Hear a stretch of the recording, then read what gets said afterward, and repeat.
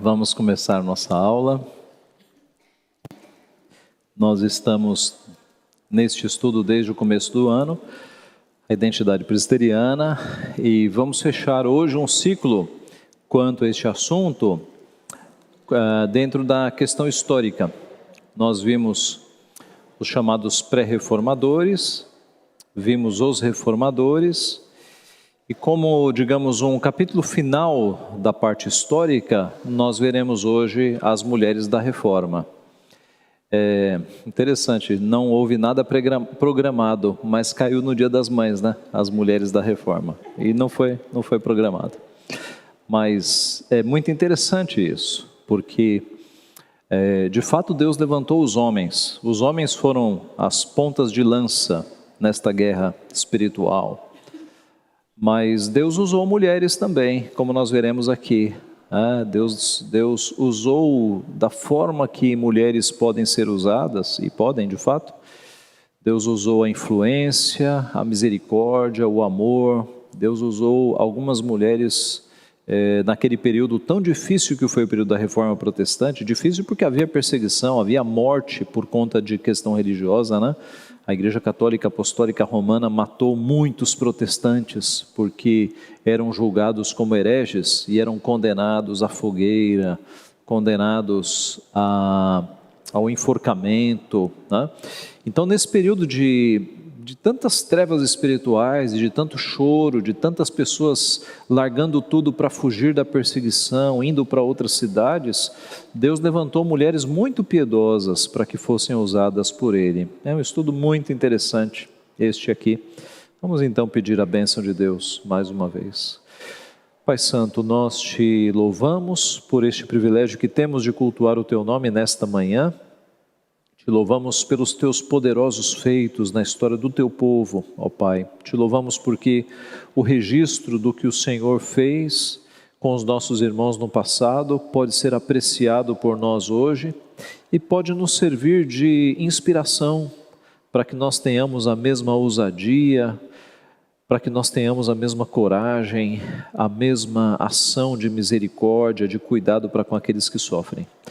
Te louvamos por isso, pedimos a Tua bênção, a fim de que este estudo seja para edificação da nossa vida, glorificação do Teu nome. É o que nós pedimos e agradecemos em nome de Jesus. Amém.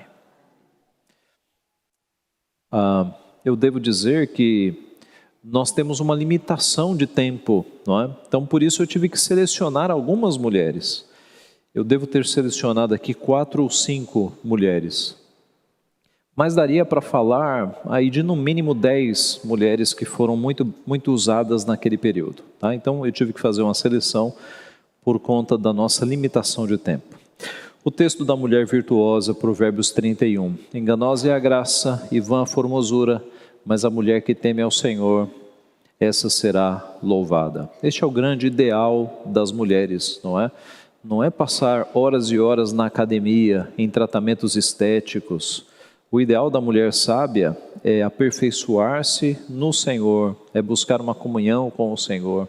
Esta é a verdadeira beleza, esta é a verdadeira formosura.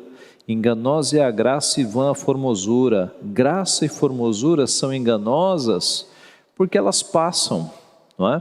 Mas a beleza de andar com Deus, essa você não perde nunca. Nem com 60, nem com 70, nem com 90 anos, nem com 100 anos. Esta é uma beleza que se aperfeiçoa, esta não é enganosa, a beleza de andar com Deus, a mulher que teme ao Senhor. Vamos começar então com Catarina Fombora. Catarina Fombora. Eu estou colocando aqui os nomes originais, não os aportuguesados. Em português seria Catarina também. Tá? Catarina Fombora, esposa de Martinho Lutero. Nasceu na Alemanha em janeiro de 1499. Só para que nós nos localizemos, lembra-se que foi em 1500 que chegaram aqui as caravelas, né, portuguesas. Então, só para você ter uma ideia de onde é que nós estamos na história geral. Seu pai a enviou aos 5 anos para ser educada em um convento beneditino em Brena. A mãe dela havia morrido, o pai casou-se com outra mulher e não há muitos detalhes, mas dá-se a impressão de que o pai não quis cuidar dela e aí a mandou para um convento beneditino. Aos 9 anos, mudou-se para um mosteiro cisterciense, que era uma ordem católica, né? De Marientron, em Nimbichem, perto de Grimna, onde sua tia materna já era membro da comunidade. Então ela sai de um convento, vai para um mosteiro, criança ainda, com 16 anos fez votos das ordens sagradas, tornou-se uma freira aos 16 anos. Ela soube das 95 teses de Lutero e concordou com elas. Você se lembra, Lutero estava na Alemanha e foi justamente naquele país, né, em Wittenberg, obrigado. Hoje a minha cabeça não está muito boa. Mas foi num 31 de outubro, em Wittenberg, que Martinho Lutero afixou aquelas 95 afirmações contra basicamente as indulgências. A igreja estava vendendo o perdão divino e Martinho Lutero afixou aquelas 95 afirmações. Isso foi divulgado na Alemanha e neste mosteiro, né, a Catarina veio a tomar conhecimento destas teses e concordou com elas. Após vários anos de vida religiosa, Catarina, interessada pelo movimento da Reforma e conspirando com várias outras freiras para fugir em segredo, entrou em contato com Lutero e implorou por sua ajuda. Então ela manda carta para Lutero, dizendo que tanto ela quanto as suas amigas estavam com a mente já concordando com a Reforma Protestante, elas concordavam com aquilo, ela se corresponde com Lutero, porque era um crime você abandonar os votos, né, monásticos. E Lutero manda um amigo, Leonardo Kopp, na véspera da Páscoa, em 4 de abril de 1523, ele era um comerciante que regularmente entregava arenque ao convento. É um tipo de peixe, né? Então ele era um comerciante que mandava peixe numa carroça fechada lá para abastecer o convento. Alguns falam inclusive em arenque defumado, né? Mas aí são detalhes. E ele manda esse amigo, as freiras se escondem na carroça entre os barris de peixe e conseguem sair fugitivas daquele convento, né? Parece coisa de filme, não é? Mas aconteceu realmente. Imagine essas freiras, eram 8 ou 9 freiras, eu acho que era a Catarina mais 8 freiras que conseguem fugir. Lutero intercedeu, assim que elas chegaram em Wittenberg, Lutero conversou com os pais, com os parentes, para que elas fossem recebidas. Mas havia o medo dos pais e dos parentes em serem cúmplices desta fuga, que era um crime, você fugir, abandonar um convento.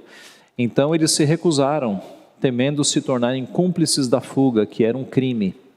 Mas em 2 anos, Lutero conseguiu arrumar lares, casamentos e emprego para todas as freiras fugitivas, exceto Catarina. Catarina era a mais velha, né? E era a líder ali da rebelião, né?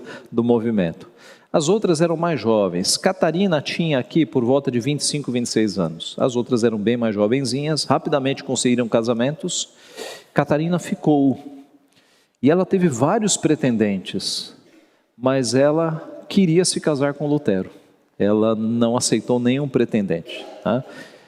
Alguns amigos não tinham certeza se Lutero deveria se casar. Catarina era 16 anos mais nova que ele. Veja, eu encontrei sites. Há muita maledicência contra Calvino, contra Lutero, contra Catarina, né? Eu encontrei site dizendo que Catarina tinha 16 anos quando se casou. Não, erraram feio. A diferença de idade entre Lutero e ela era de 16 anos. Quando ela se casou, ela tinha 26. E Lutero tinha, se eu não me engano, 41, 40, ia fazer 42, tá?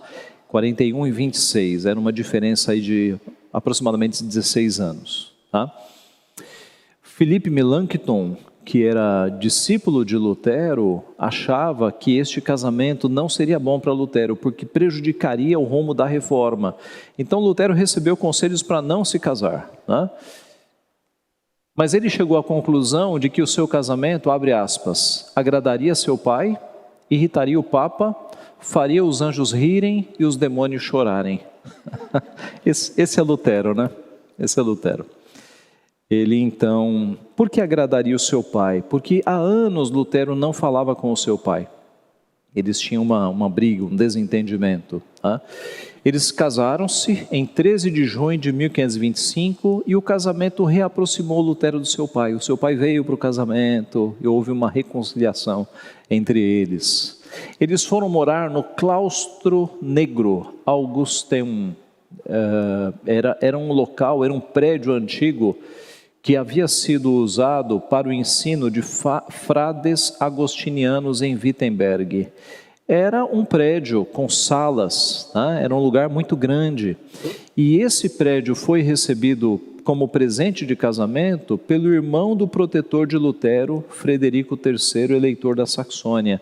Você deve se lembrar da história de Lutero, quando ele é considerado um fora da lei, e ele é sequestrado a mando de um amigo seu. Este amigo era o Frederico.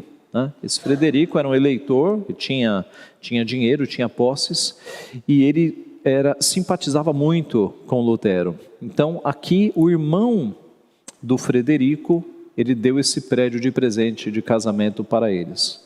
Catarina revelou-se uma excelente dona de casa, cuidava da propriedade, que era grande, criava e vendia gado. A Catarina, ela espelha muito bem Provérbios 31, quando fala que a mulher virtuosa, ela é uma administradora, né? Ela dá tarefa às suas servas, ela planta uma vinha. E Catarina tinha, pela leitura que a gente pesquisa, Catarina era uma mulher muito ativa, né? Muito, administradora, muito rápida, né? Ela tinha estas virtudes. Eles receberam muitos hóspedes e refugiados. Lembra-se que é um período de perseguição religiosa, então muita gente fugia das suas cidades e ia para Wittenberg, onde estava Lutero. E este local, esta casa dela, né, este prédio, serviu para abrigar muita gente. Catarina cuidou de muita gente, de muitos refugiados. Em tempos de doença, aliás, o local tornou-se um hospital em que Catarina cuidava dos doentes, auxiliando enfermeiras. Então, virou ali um hospital improvisado numa época de necessidade. Lutero a chamava de chefe de Zulsdorf, por causa do nome da fazenda que possuíam, e de estrela da manhã de Wittenberg, por seu hábito de se levantar às 4 da manhã para cuidar de suas várias responsabilidades. Então, era uma mulher muito trabalhadora, muito caridosa, muito ativa, hospedou muita gente, né, cuidou de muita gente, até de pessoas doentes. Tiveram 6 filhos: Hans, Elizabeth, Madalena, Martin, Paulo e Margarete. Pelo menos 2 destes filhos morreram na infância. E foi muito difícil, né? Tanto para Catarina, especialmente para Catarina, e também para Lutero. Era uma época em que se perdiam filhos, né? Esta já era uma época de peste, então isso foi muito difícil. Eles adotaram mais filhos e receberam centenas de hóspedes em casa. Uma das fontes que eu pesquisei fala, inclusive, que eles adotaram 6 filhos da irmã de Lutero, Cristiane. Aconteceu algo com os pais e eles adotaram esses 6 outros filhos. O casamento de Lutero e Catarina inspirou muitos religiosos a se casarem também.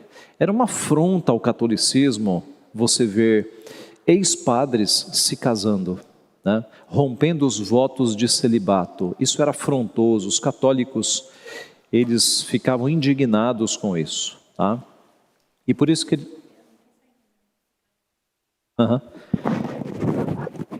Exatamente. Um ex-padre se casando com uma ex-freira, um ex-padre se casando com uma ex-freira, isso para o catolicismo era terrível. Mas muitas ex-freiras se casaram, né? O caso das amigas de Catarina, todas se casaram, tá? Mas isso era demais afrontoso naquela época. Receberam centenas de hóspedes, já falamos. O casamento de Lutero inspirou a muitos. Muitos entendem que a personalidade forte de Catarina ajudou em muito Lutero no prosseguimento da reforma.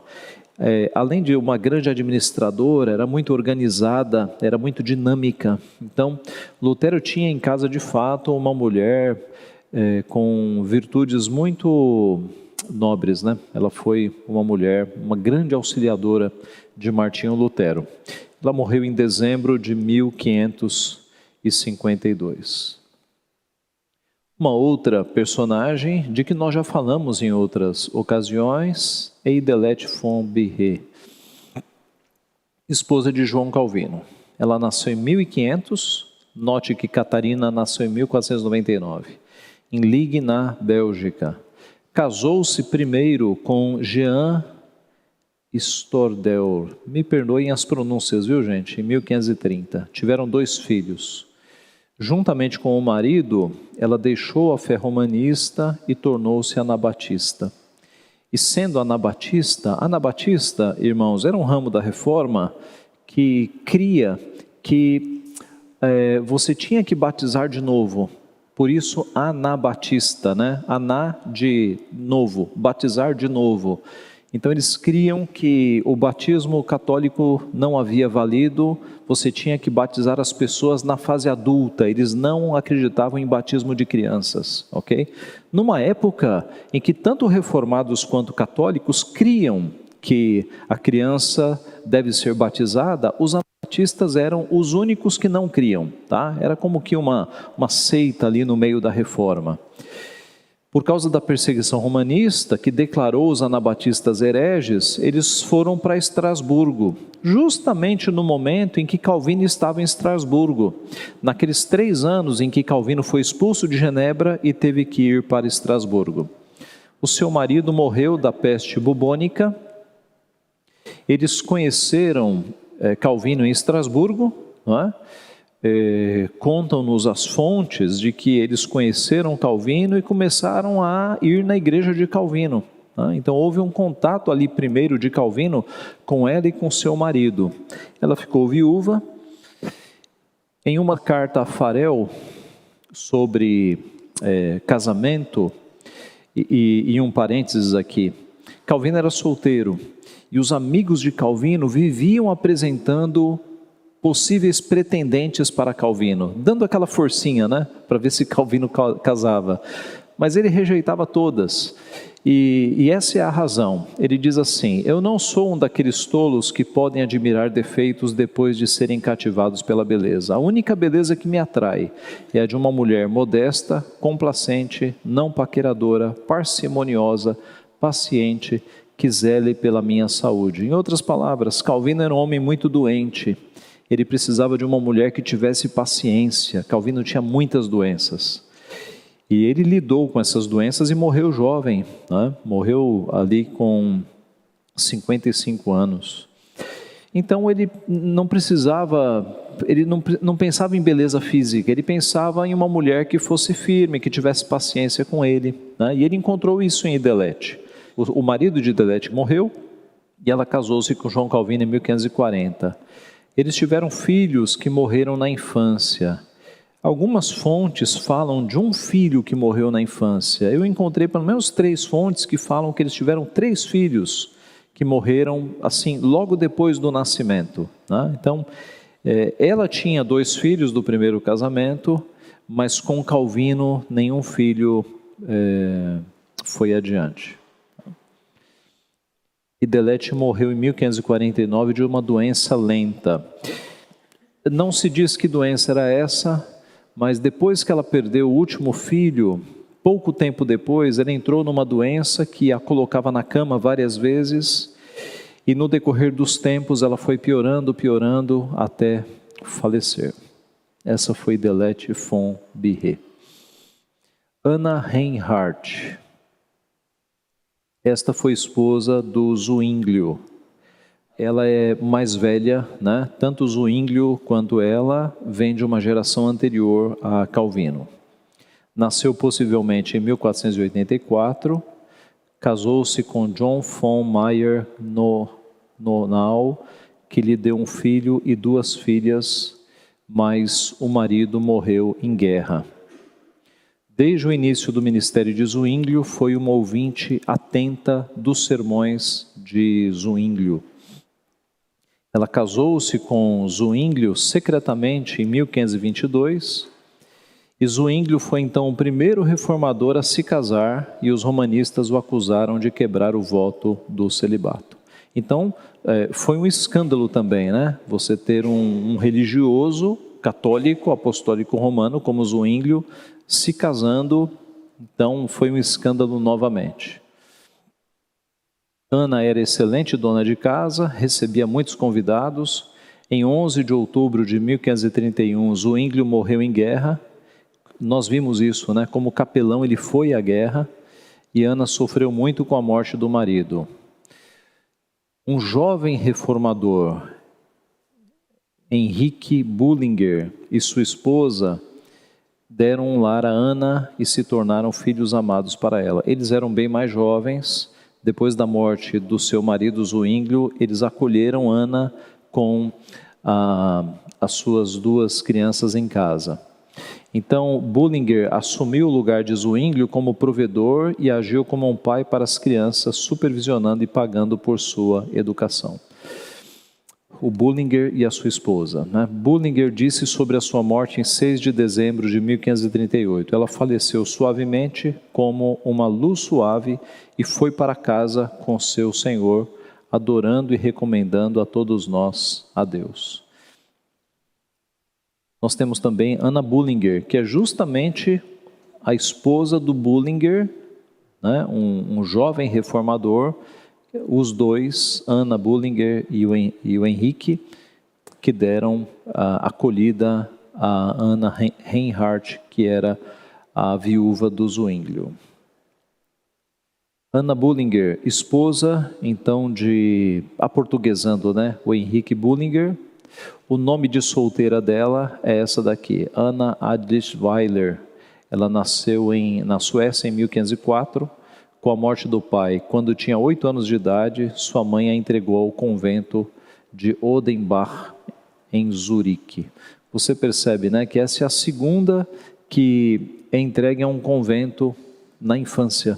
Era como que um costume na época, né? Se eu não tenho condições de criar esta criança, eu entrego para as freiras, eu entrego num convento e ela será criada lá.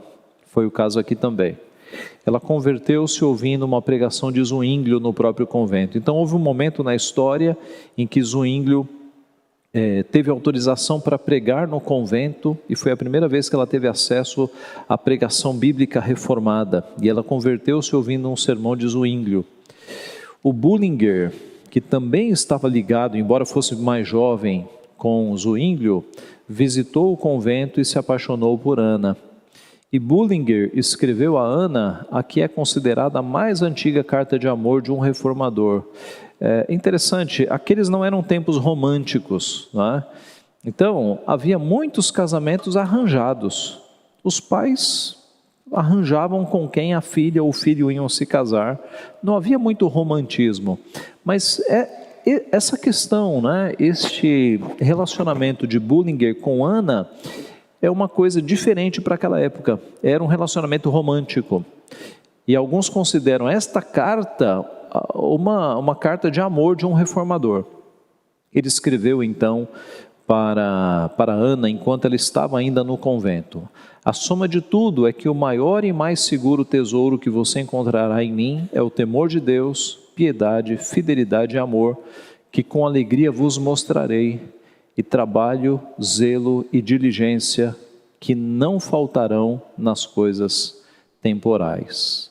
Então, se você esperava uma carta de amor muito melosa, né? Até as cartas de amor dos reformados são biblicamente orientadas, né? Como foi o caso aqui. Neste tempo, a mãe de Ana, que a havia entregue ao convento, pouco tempo depois dela entregar a filha ao convento, ela ficou muito doente, e ela foi morar no convento também. Então Ana não ficou longe da mãe, tá? E no contexto aqui da cidade, esse convento estava quase acabando. As freiras, por causa da reforma, estavam saindo. E apenas Ana e sua mãe permaneceram ali, naquele convento. E Ana foi uma mulher que cuidou da sua mãe até os últimos dias. E quando a sua mãe morreu, então ela casou-se com o Frederico Bullinger. Casaram-se em 1529. Os bebês chegavam quase anualmente, até que havia 11 crianças em sua casa, 6 filhos e 5 filhas. Mais ou menos um bebê por ano, né? Eles tiveram 11 filhos. A casa deles chegou a abrigar mais de 20 pessoas morando, né? Além dos 11 filhos, pessoas refugiados, pessoas que eram atendidas, eles hospedavam. A casa era um lar para os sem-teto, pois refugiados protestantes de toda a Europa vinham para ficar com os Bullingers, e Ana cuidava de todos com amor. Não é à toa que Ana recebeu o apelido, isso registrado em vários lugares, de a mãe de Zurique, porque ela era esta mulher que acolhia todo mundo. Ela era uma mãe, né, que acolhia todos aqueles que precisavam. Ela morreu com a peste em 1564, mesmo ano em que Calvino faleceu. Marguerite de Navarre, aportuguesado, pode ser Margarete de Navarro ou Margarida de Navarro, tá? Você vai encontrar com os dois nomes. Esta é a última personagem que eu trago, e ela não era esposa de nenhum reformador, mas os irmãos vão ver por que eu trouxe a Marguerite aqui. Ela foi a primeira princesa a se tornar reformada. Ela nasceu na França em 2 de abril de 1492. Como ela era nobre, ela teve muita chance de estudo. Ela estudou línguas, filosofia, história, literatura, teologia. Aos 17 anos, em 1509, casou-se com Carlos, duque de Alençon, num casamento arranjado. Vocês se lembram que entre a nobreza, aí que os casamentos eram arranjados, né? Para fazer acordos de paz com os outros países. Ela casou-se com ele. O seu irmão François, que na verdade é o rei Francisco I, né, que nós encontramos aportuguesado, assumiu o trono francês em 1515, e como a esposa do Francisco I estava muito doente, a sua irmã, Marguerite, funcionava cerimonialmente como rainha. Então, nos eventos em que precisava de uma rainha, lá estava a irmã de Francisco I, né, a Marguerite ou Margarida.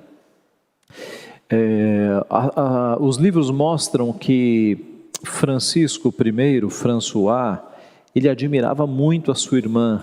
A sua irmã era muito inteligente, ela tinha virtudes assim muito nobres, era muito rápida de raciocínio, e ele amava muito a sua irmã, tinha muita consideração por ela.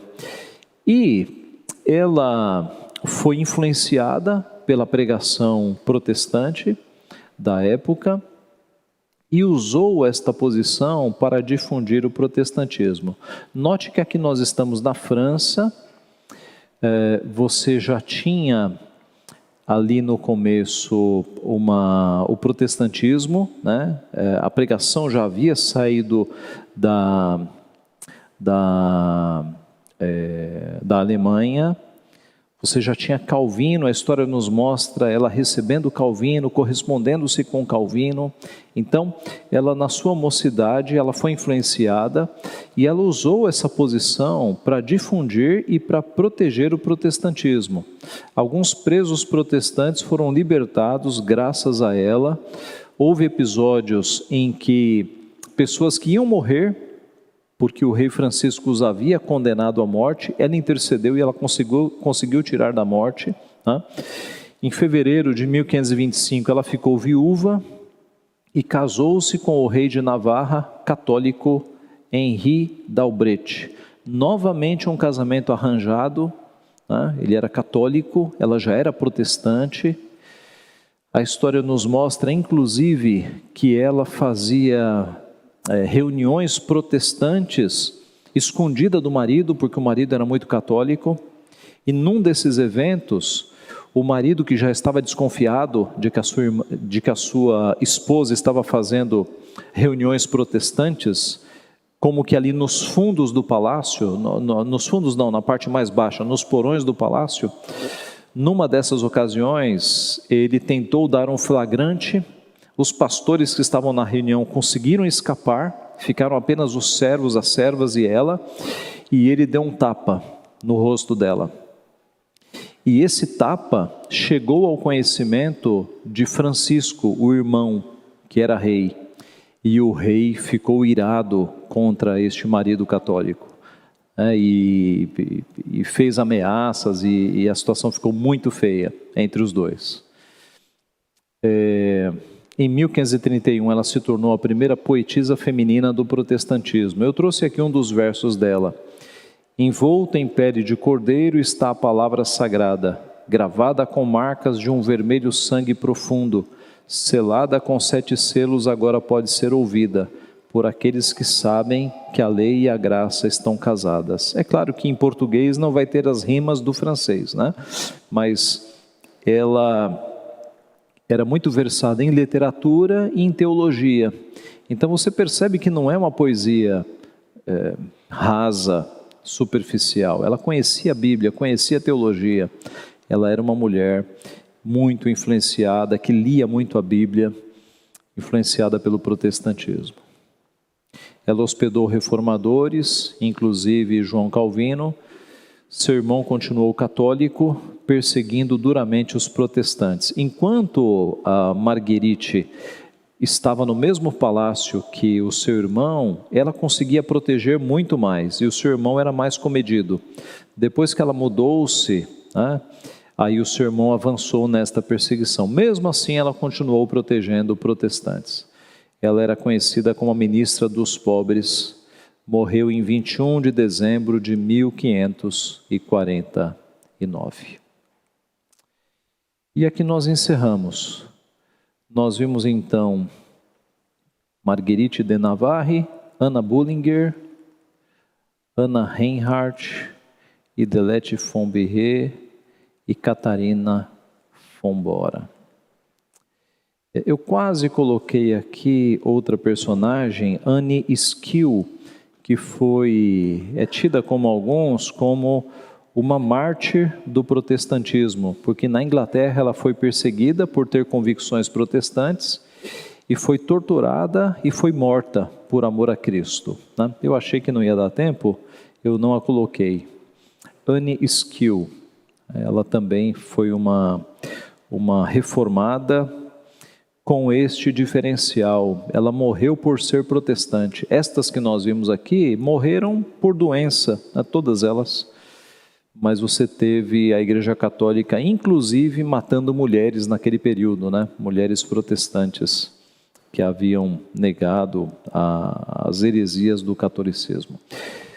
Meus irmãos, alguma dúvida, alguma curiosidade que passou aqui? Muito bem, vamos orar então. Pai Santo, nós te louvamos porque Tu és o Senhor da história. E no curso da história, o Senhor levantou homens para empunharem a Tua palavra, mostrando os erros em que a igreja havia entrado. Te louvamos porque num período de tantas lutas, de tantas adversidades, o Senhor esteve com o Teu povo, esteve dando coragem a homens para avançarem com a reforma protestante, a mostrarem a Tua palavra a pessoas que estavam escravizadas, e assim estas pessoas foram libertas pela Tua palavra. Nós te louvamos porque o Senhor levantou nossas irmãs, mulheres piedosas, amorosas, misericordiosas, para que o Evangelho fosse adornado por meio destes atos de misericórdia.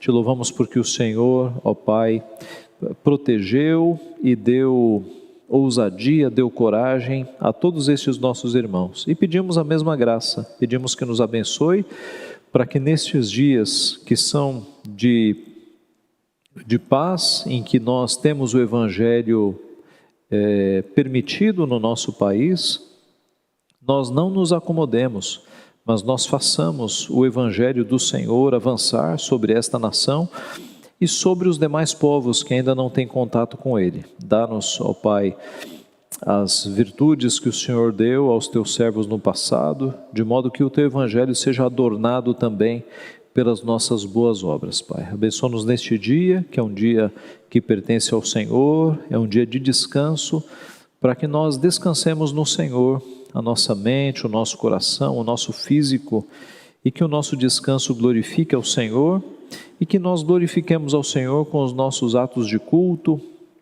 em que te prestaremos no decorrer deste dia todo. Abençoa-nos, portanto, fica conosco, é o que nós pedimos e agradecemos em nome de Jesus. Amém.